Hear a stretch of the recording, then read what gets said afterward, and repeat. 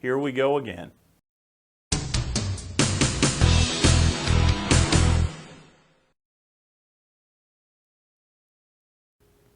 Welcome everyone to Get Your Game On, the channel dedicated to immersive gaming experiences.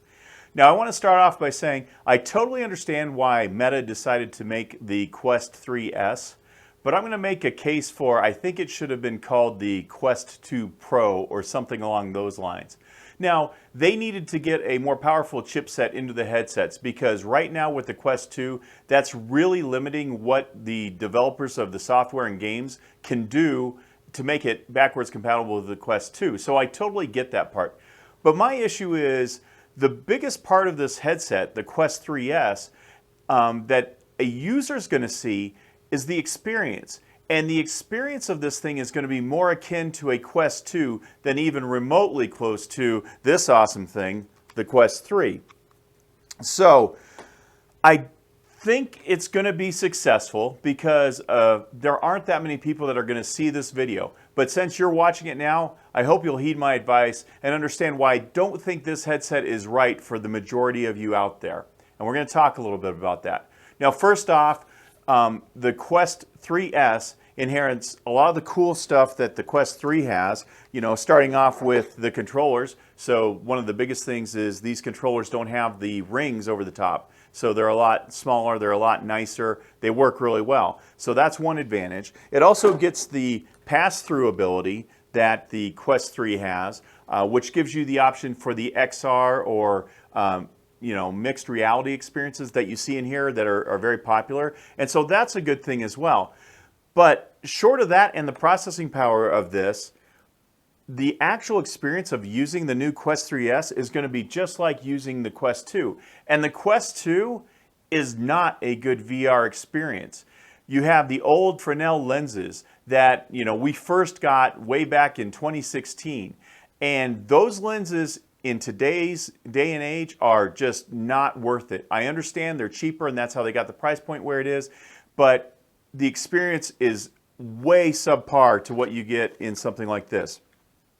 The other disadvantage is it's a little thicker, so you don't get this slim profile here. The weight is just a little less, but you know, you basically lose some of that slimness that you get from the pancake lenses in this. And then also you've lost the headphone jack, so you have no option for audio. There is a C port on the side, but you're likely going to be having to use that for a charging solution if you're going to do standalone.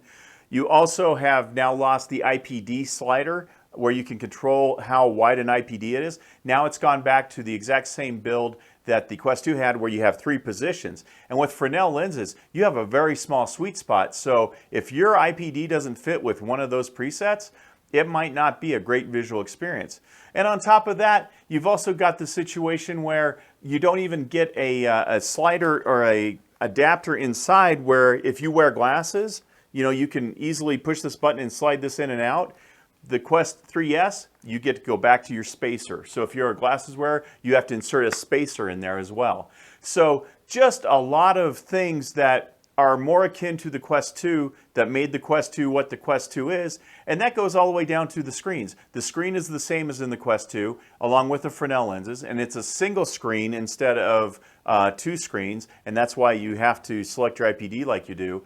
And it's just not going to be a great field of view at all. It's going to be basically the same field of view of the Quest 2, and it's like looking through a tunnel. It's absolutely terrible. Now, the case can be made that, well, this is an introductory headset. This is designed to get people that have never done VR to try VR. And I understand that point, but I am totally against that. I think that is a completely false idea. And here's why. If you remember back in the old days when we had those first initial VR headsets that you put your phone in, there were a number of people back then that I would ask, have you ever tried VR? And they'd be like, oh yeah, I tried it. It was okay.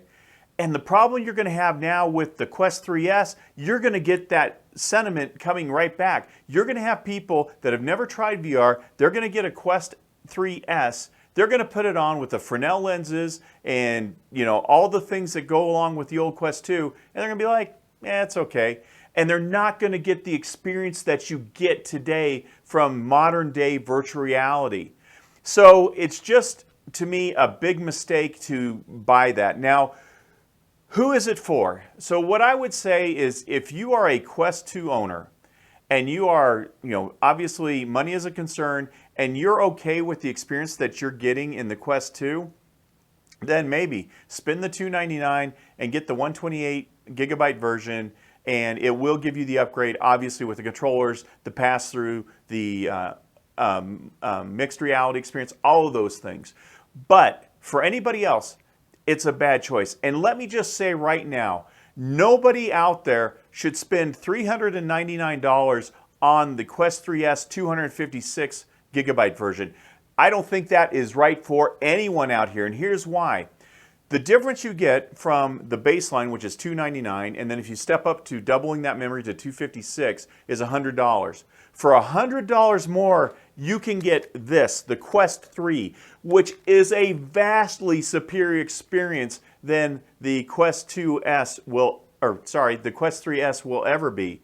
And it's such a mistake. It's like going out and buying a car and looking at a sedan and having the option to upgrade to a sports car for very little money. And that's what you're looking at. So if the $100 is that important and makes that big a difference to you, then save that $100 from going to the 256 and save it and just buy the base model. Buy that 128 model and just deal with it, because obviously that $100 step up to the Quest 3, which is at $499, if that's a big deal, you need to go the other way. Now, if you can afford it, and I would say everybody out there, Meta actually made me a liar. For about a year now, I've been talking about how at the end of the year I expected the Quest 3 base model. I really felt they were going to expand it from 128 gigabytes, and I felt they would double it. I felt like they would change it to 256 for that same price. Well, they proved me wrong. They took it and just got rid of that bottom tier of the Quest 3, and now all Quest 3s have the 512 gigabytes that this had, and it's only $499. And that, my friends, is a steal. If you're looking to get into VR, this is the headset you should get. The Quest 3 at the 512 for $499, that's a deal that is unbelievable. So that's my opinion on this Quest 3S. And again, I just think it's wrong for newcomers. I think it's wrong for anybody that wants to get into VR. The difference between a Quest 3S and a Quest 3 is so vast. Just save up your money and try to get the new Quest 3 instead of the Quest 3S. And I think you'll be far happier. Now, if you're someone that's watching this video after you've already purchased one, I mean, enjoy it. Use it, enjoy it, and you'll still get a lot of experiences out of it. You've got all the game titles that are available now. But just know, if you're enjoying your Quest 3S, when you get to the point where you can afford to upgrade to a Quest 3, you think the Quest 3S is good, the new experience will blow you away.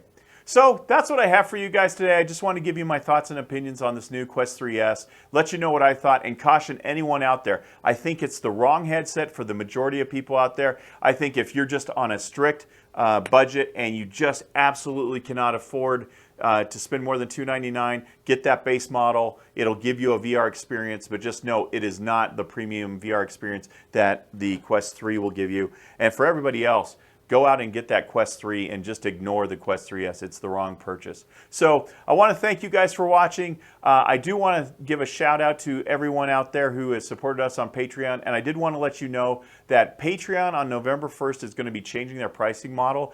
And they're going to actually be taking a bigger cut from us content creators. So if you were ever going to support us on Patreon, if you can support us before November 1st, you will be grandfathered in, and we'll still get the majority of the donation that you're making us. So if you've ever thought about supporting the Get Your Game On channel, please do it before November 1st, because it's going to cost you the same, but we're going to get a smaller cut after November 1st. So thank you guys so much for watching. Thank you for all your support. And until next time, remember to get your game on.